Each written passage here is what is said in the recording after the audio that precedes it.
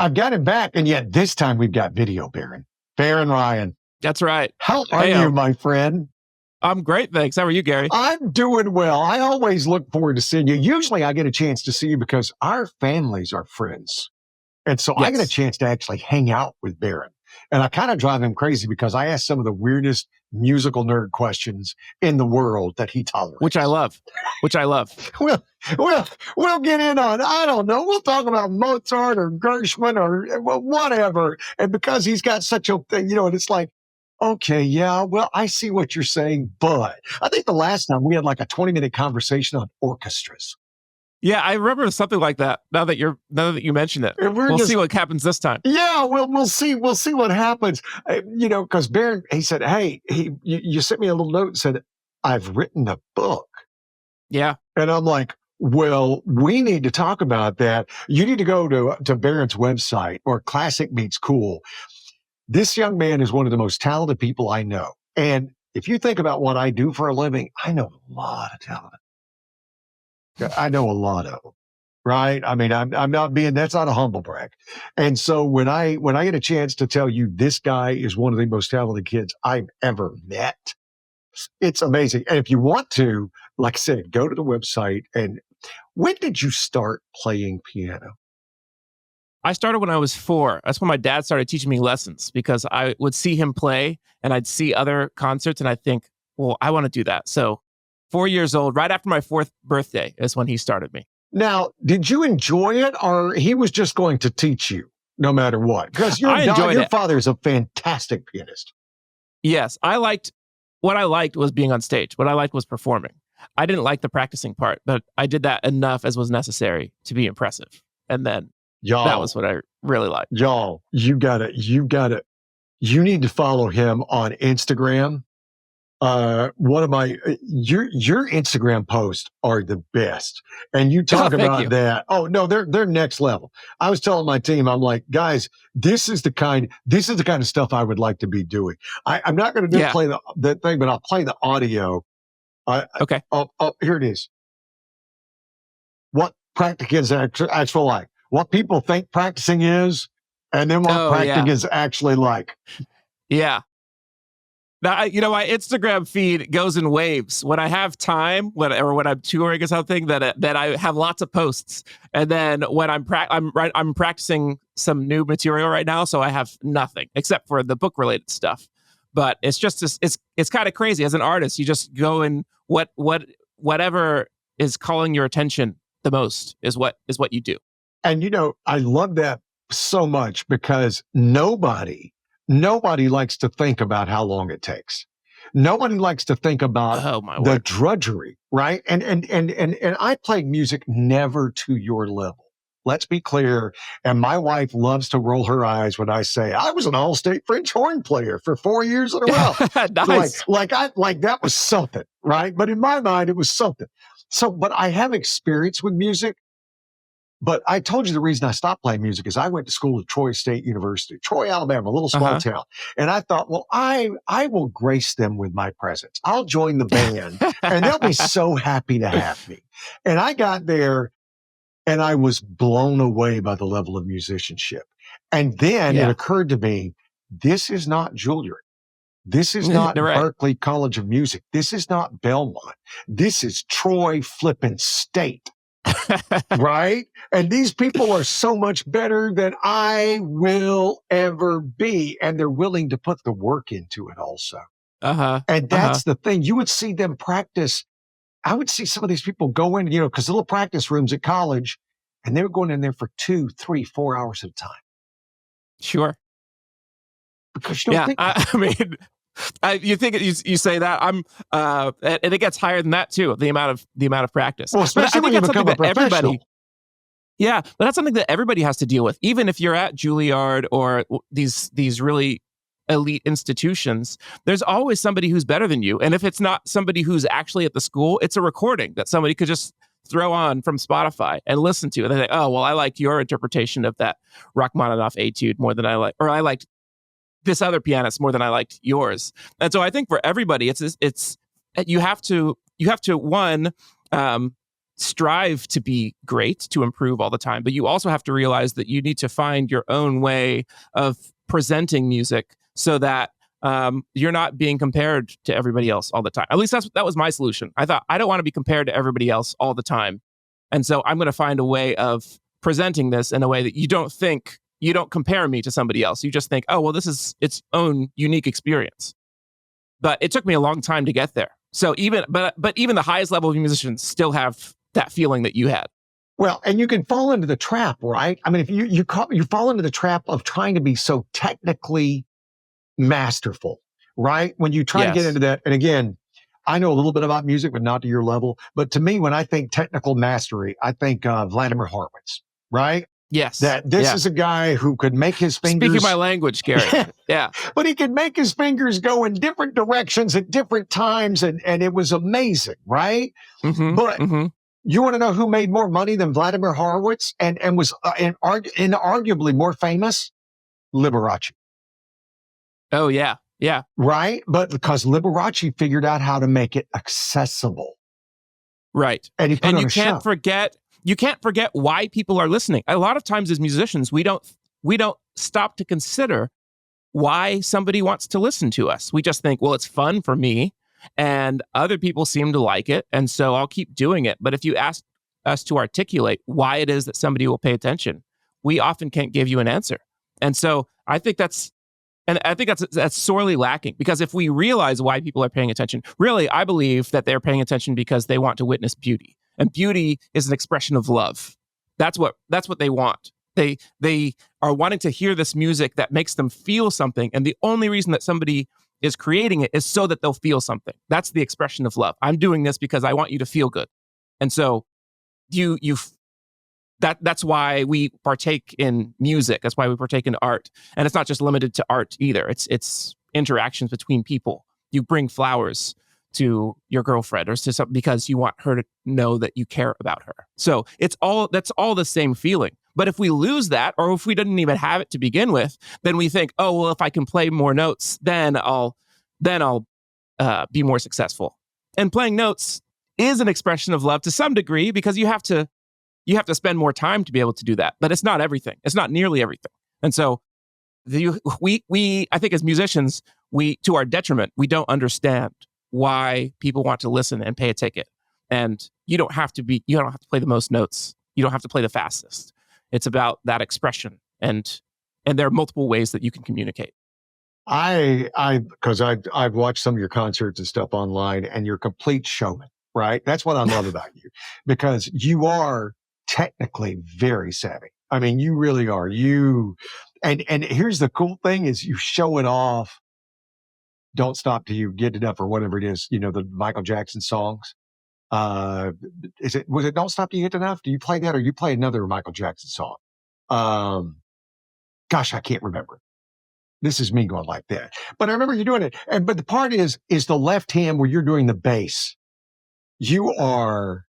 It's amazingly technical, right? And what I loved about it is it's a fun thing. You recognize it. Don't stop till you get enough. But if you're a technical fan, your left hand is remarkable, right? Because your right hand gets to play, but your left hand is building the road. And it's doing it over and over and over again. And I'm like, first of all, I could never play the piano. These two things have to work together. They can't work in separate universes, right? And you guys like that, but you turn it into a show, and I love watching the audience, because there are some people who are just sitting there watching, and then you can see that head every now and then doing the, yeah. and as you were saying, everybody was getting something different out of the entire situation.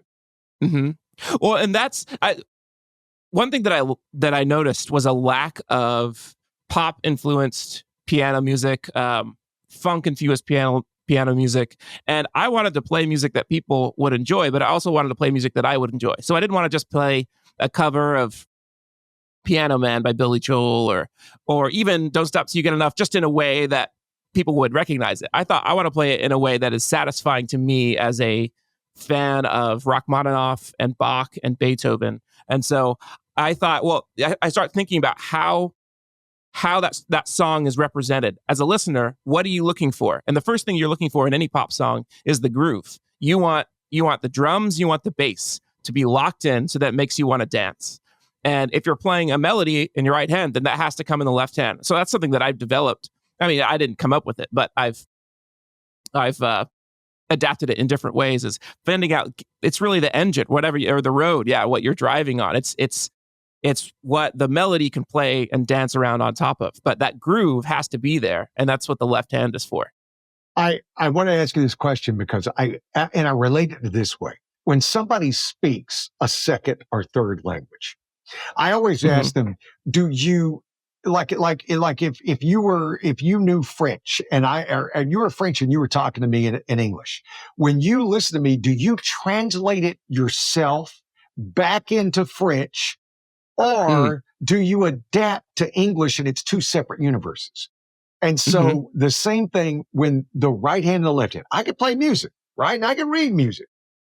But the idea that you're gonna, it's the whole thing that all of us do. You're trying to rub your belly and pat your head, doing the circles. It's very hard. How do you disconnect the two to work together, if that even makes sense? Well, you have to, what I do is I separate the two. So I practice left hand by itself. I practice right hand by itself. And I get them to where I can play them faster than I have to. So if I'm playing maybe 20% faster with my left hand alone than I will be with my hands together, because I know my brain will be thinking about more things, twice the number of things. So my fingers need to be able to go faster than when I'm playing hands together. So I do hands separately, and then I combine them, but I bring the tempo way down, and then I gradually add it back up. So it's practicing it's combining hands or the order of notes is always, how do I simplify this so that it's easy to do the next thing? And you create this strategy, usually just in your own mind. You're not writing it out, but you create the strategy to go from I can't do this at all to I can do this. So I can do this completely. And you build all these little steps in between, and it may take you days, weeks, months to get the whole thing. But that's what practicing is, just problem solving all the time, but also having the overarching goal of what you're trying to do and how you can break it up into just the right size, the piece that is you can attain, but it's not too easy. So it's a real it's really hard, and it takes a long time to develop, and I'm still developing how to practice better. That's the thing you said. Practice is problem solving. And especially, we don't think about that, but it is. And I don't care what you do. I don't care if it's athletics. I don't care if it's music. I don't care what it is, but that was such a wonderful way of saying it. You're practicing to solve a problem. You're practicing to whether it is you're trying to learn how to dribble with your left hand or whatever, when it comes to music. And of course, I know you've heard this: practice does not make perfect. Perfect practice makes perfect, right? The injury that I had, tenosynovitis, is one that can heal. But if you re-injure it and don't let it heal, which I could have done. In fact, I did at one point re-injure it because playing the piano was my livelihood. Teaching, playing, I had concerts that I had contracts signed for. And so I was careful. I didn't push it more than I was obligated to, but I had to play to some degree. And if it's not able to heal, then it can become chronic. It can get to the point where it will never heal. So for 18 months, I wasn't sure if that would be the case or not. And thanks to a very good friend who's a doctor who nursed me back to health, I am now able, I don't even know, it feels no different than when I had the injury, than before when I had the injury. Well, I find it interesting because it makes total sense. How you said any piano player can practice 10 hours a day. I would think it's one of the few instruments. I would think flautist, however you want to say it, they'd be able to do that. Woodwind, reed players should be able to do it. I can tell you from the standpoint of brass players, you can play as long as this will play with you. But as soon as your lips and because there's only so long you can keep tension on your lips. And when that happens, you're done. Now today's done. We're done. Okay. Yeah, that's kind of nice. I imagine that it would be very helpful to have a point at which you could say, "Well, I just can't do it anymore today." Yeah, it is that it's that nice thing, but the bad thing is you just don't start sucking so loud. It's not like you go, "Oh, my lips are done, my embouchure's done." No, 15 minutes in it, you go, "I'm getting worse. I suck so much," And when you're young, imagine that when you're 16, 17 years old and you start going, "I suck so much," But if you're at this age, you could probably go, "Okay, well, I'm done. That's all I'm gonna do." Mm-hmm. And figuring it out. I love that, you said you're figuring out who and what you are in the presentation, which I will tell you this, and I've said this, I had this conversation so Paul Reiser, the comedian, right? Met Mm-hmm. about you. And we both had this conversation last week where we were talking about how long it took to figure out what we do Uh-huh. and how we do it and who we are. Mm-hmm. And we both told ourselves we probably were in our 30s before we started figuring out exactly who it is we are and how we present ourselves. How Mm-hmm. long did it take you to figure out, because you said you were a pianist and you get locked in, but you had to figure out who Barron Ryan, the entertainer, was. Right. And I think it took till, I'm in my 30s, and I think it took till a couple years ago, maybe last year, when I really was able to articulate. I couldn't articulate a mission statement before, which most musicians don't think about articulating a mission statement. You just think, I make music. I like it. People like it. What more do you need? But I wanted to be able to put to words why I would do so many different things, why I would play the piano, but also why I would write a book, an illustrated storybook for adults. And so I thought, well, how can I put in words why this all makes sense? And that was last year. So I'll tell you what my mission statement is. It is to discover and present the beauty I'm uniquely positioned for.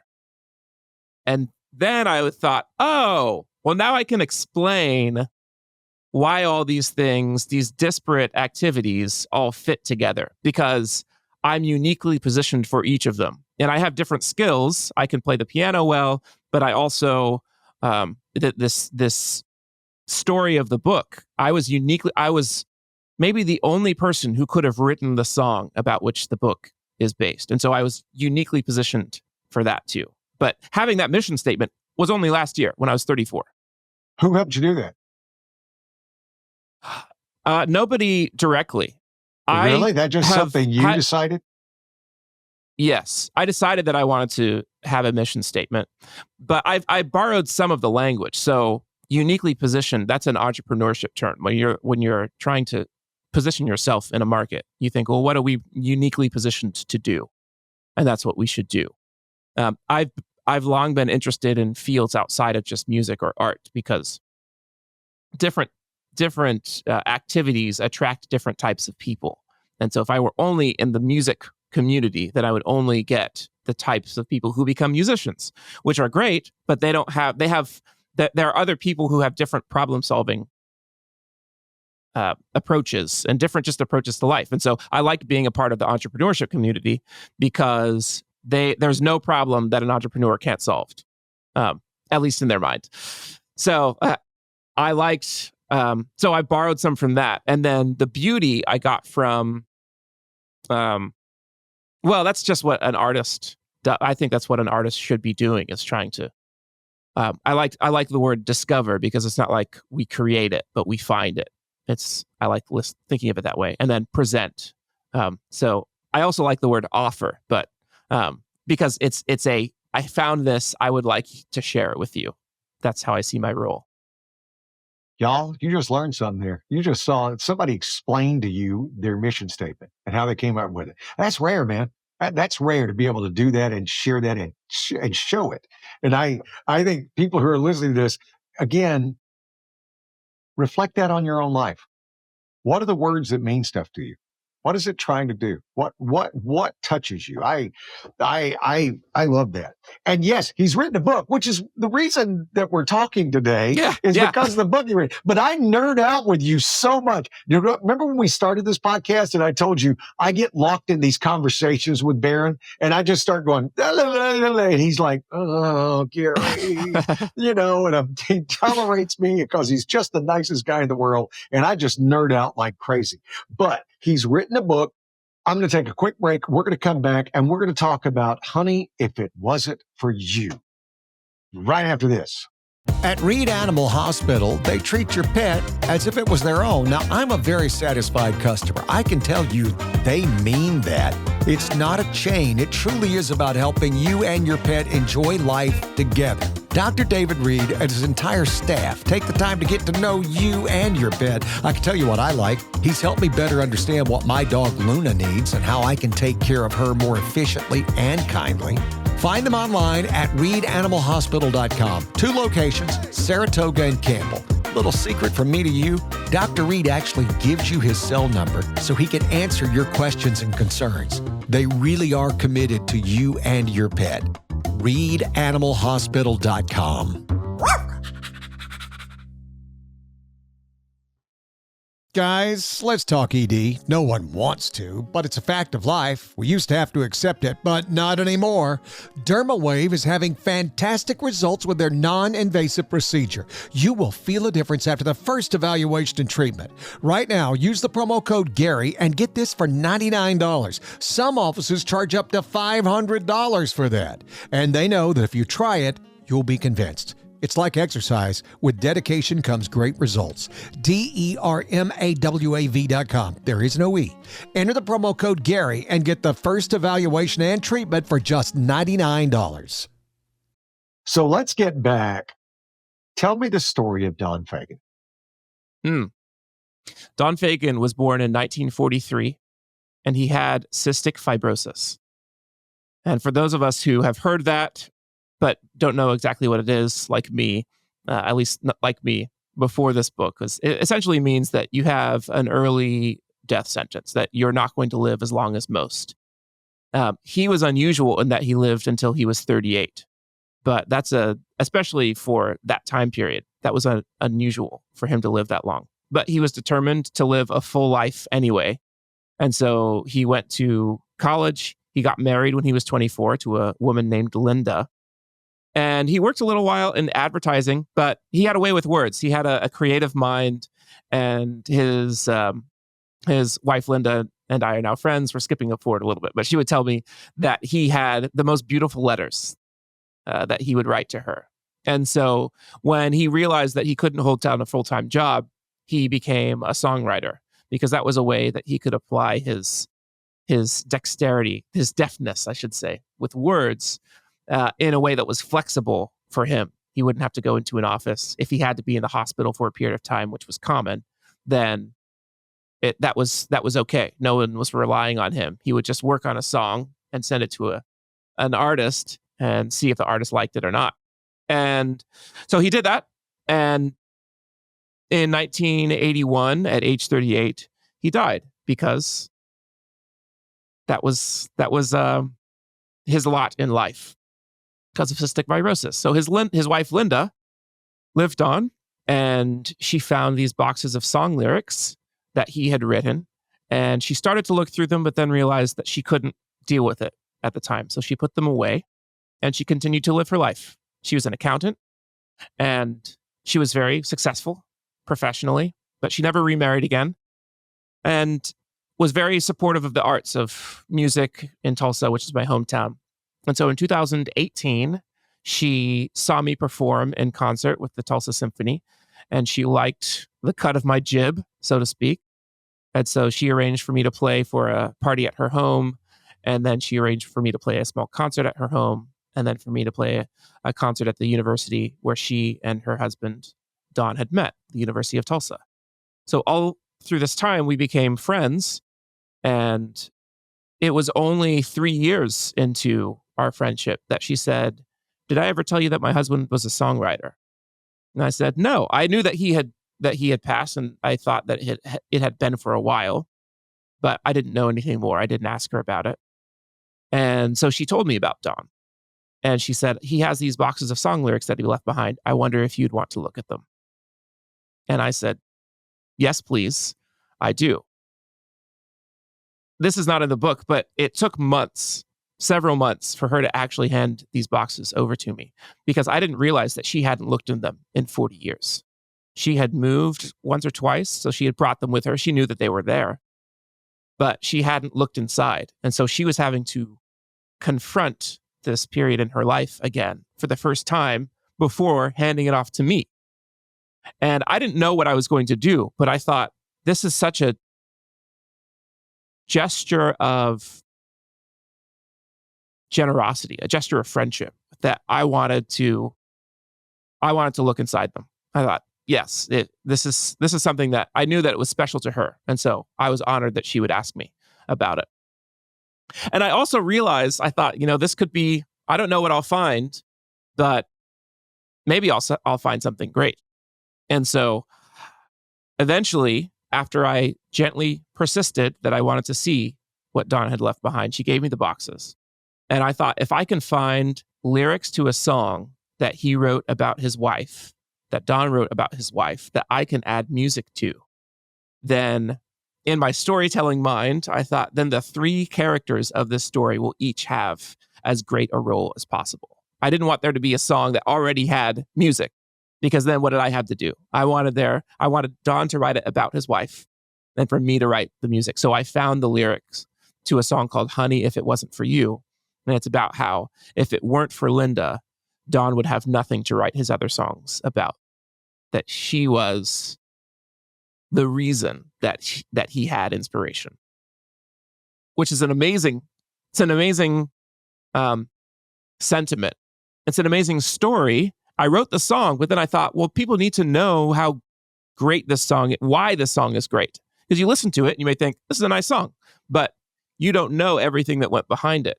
And so I was brainstorming about how I would tell the story of the song. Now, my first thought was to create a documentary film, a short 10-minute documentary, because Chef's Table, it was really popular. I really love that show on Netflix. Drive to Survive, the F1 documentary. Yeah. So I thought I was in this documentary mindset, but I thought it's going to require a lot of funding and a lot of outside expertise of a producer and director of photography and so forth. I thought, how do you give a 5-minute pitch for a 40-year story? And I thought, well, I think the simplest way you would do it is to write it as if it were an illustrated storybook, because then that would be the most concise form of the story. And then I thought, oh, well, why don't I just do that?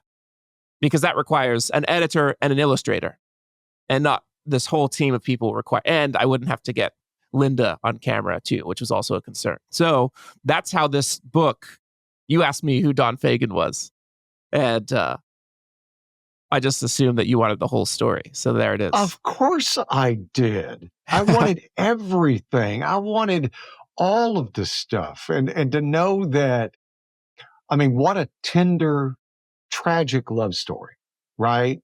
That there's so many elements of blessings, as you said, 38 years old.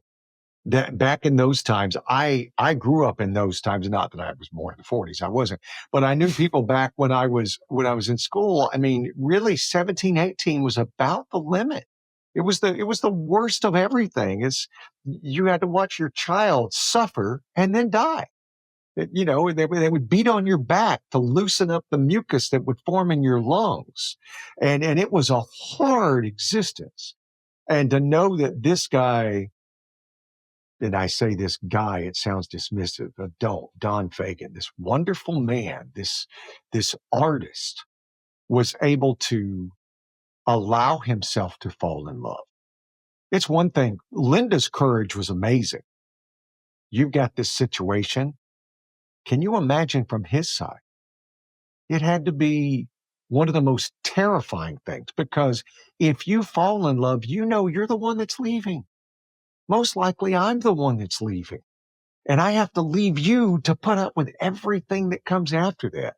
And how beautiful it was. Not that if she would have met and married someone else, it wouldn't have mattered. She would have always loved him. But the fact that she just sat back and said, no, this is who and what I'm going to do. And then to have it always sit with her. And then when she finally met the person that she could allow herself to trust enough to go, I'm going to give you my most cherished memories and see what you do with them. Because what she saw was Don Fagen in you. It took her that long to find, well, there's the guy Don would have picked.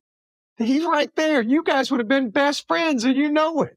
If 38-year-old Don Fagen could walk back into this world right now, him and Barron Ryan would be just like this. Yeah. That's what they'd be. And for her to recognize that and to be given that gift, to be given that moment to go, oh, and of course I have to ask the story when you first played it for her. Mm-hmm. Okay. I'm going to try not to choke up as I talk about it. Yeah. Tell me what it was like for you. Tell me that moment. Well, I was very nervous because I had a lot, I wanted to do, there were a lot of factors, a lot of concerns. The one foremost was, did I do Don's legacy justice? Did I do his Lord's justice with this music? This was a gift, basically. I had not asked her permission. I did after I played it, but my assumption was that if she didn't want this to become public, if she didn't want the song to become public, that it was enough for me to write it just as a gift for her and as a memory to treasure. And so I thought, well, I hope she likes it. I hope that it does justice to the words. And then I also had, she told me from the beginning, this actually morphed from another idea that she had, which I won't go into, but she said, I want this to be good for your career. I want to help you in whatever way that I can. And I said, Linda, this is the greatest story that I will have ever told as a professional musician. So I did this as a favor for you, but this would be, that's not all that it is, that's not all that it could be, I should say. And so I knew how special. I've been telling stories about my music for a decade, because I want people to have a connection with what I play, whether or not they've ever heard of it before. So I've learned how to tell a story. And so I can generally spot a good story when I see one. So when I came across this, I knew what potential it would have. So in addition to thinking about wanting to do Don's words justice, I also thought, well, I really hope, I kind of hope that she gives her blessing for me to share this, because I know what kind of impact that it could have. So all this was running through my mind, and also thinking, I read it. I didn't try to memorize it. But I also sing on it. I don't usually sing. And you sing really well. So, well, you're very kind. Thank you. I know what good singing sounds like, and my voice can't produce most of what I would like it to. But if I keep things simple, then it's okay. Well, so as we continue on, as far as like when you finally got, I can't imagine how nerve-wracking it was. Was it a nervous situation when she sat down in the room and you're like, I'm going to play? And did you literally play it for her on the piano, or did you play the recording? No, I played it for her on the piano.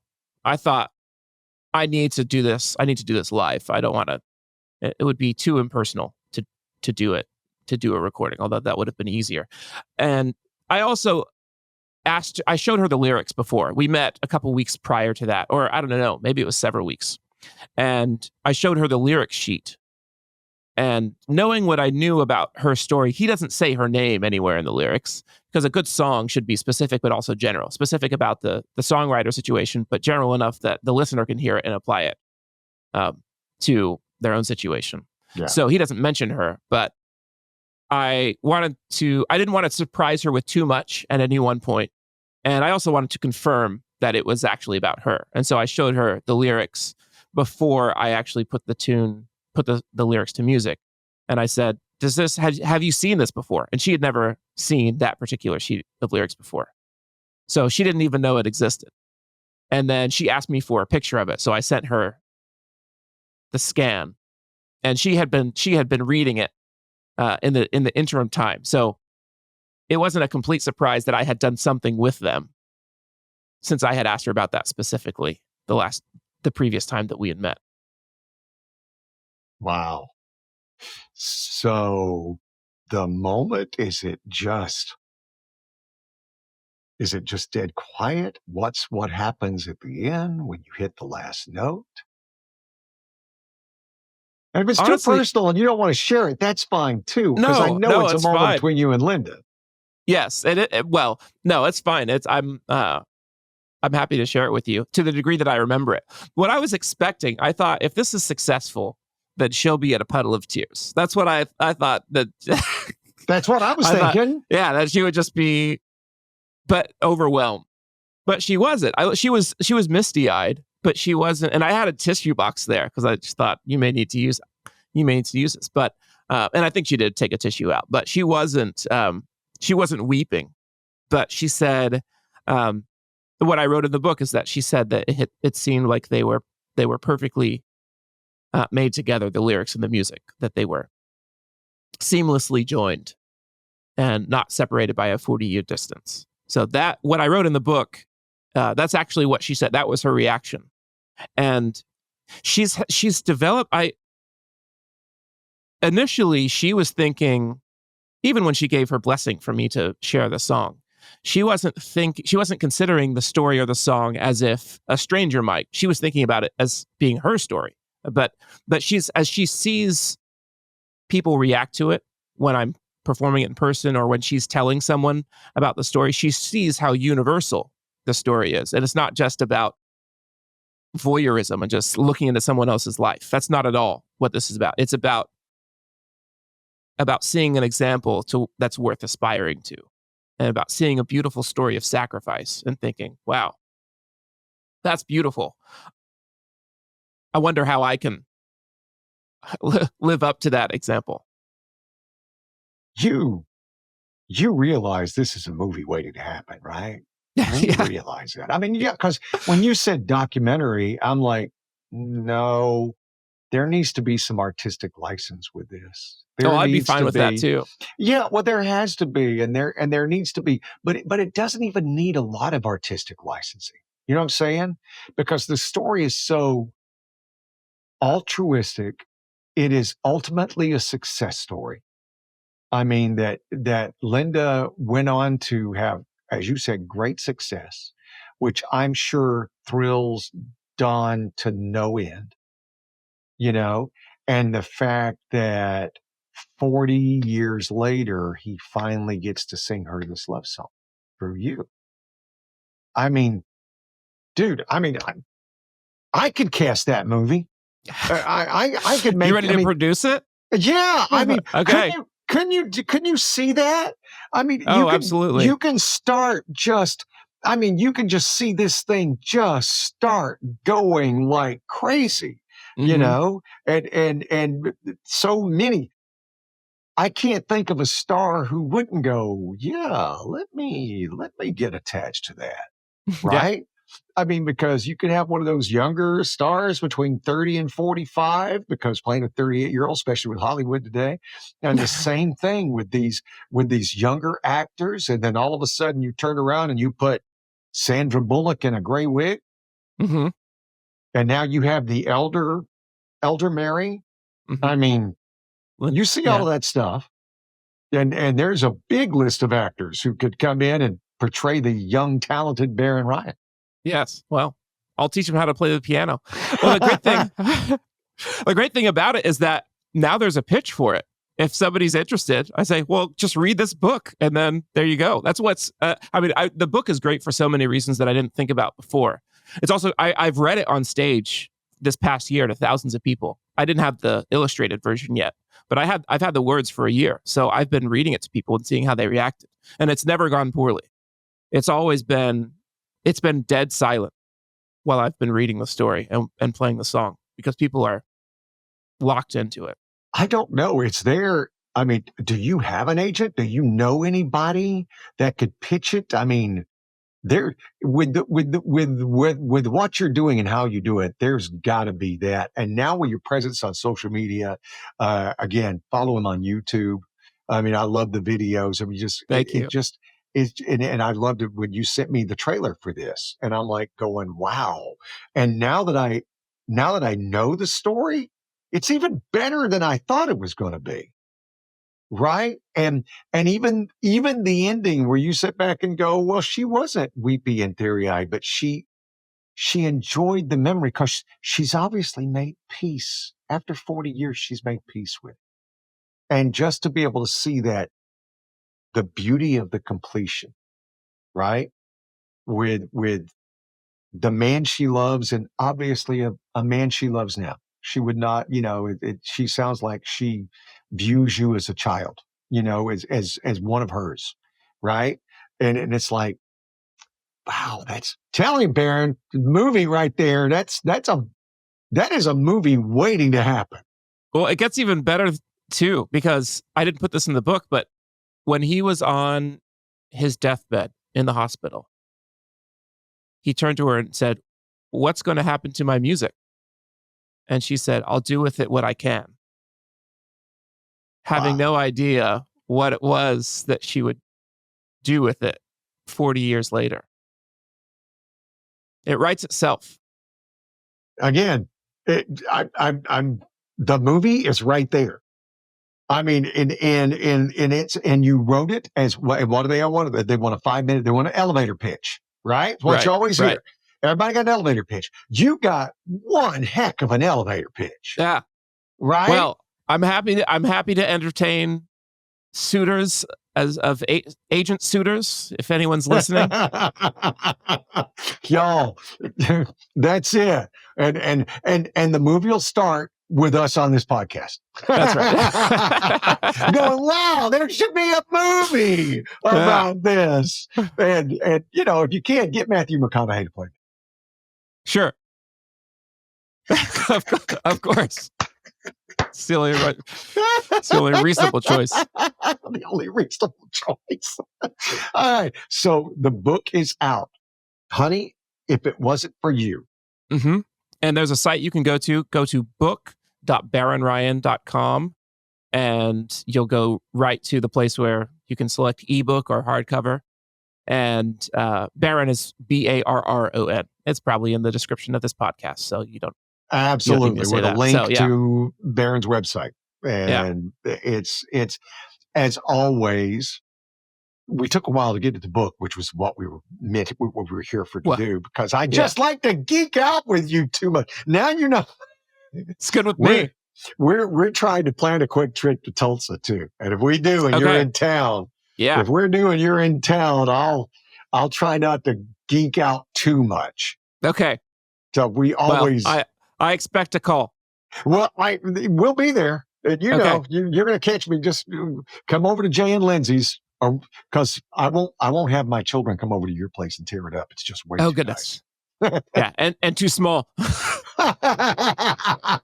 Well, come over to my brother and sister-in-law's house, and we'll just hang out in the backyard, and then I'll just pester you for no end.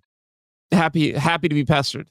Sounds great. I am so happy for you, and I'm so proud of you too. This is amazing.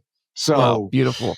You're guys, very kind. Check this out. Check out the links in the show. Check out all the stuff, and check this out and wait for the movie. And remember, we talked about it first right here. That's right.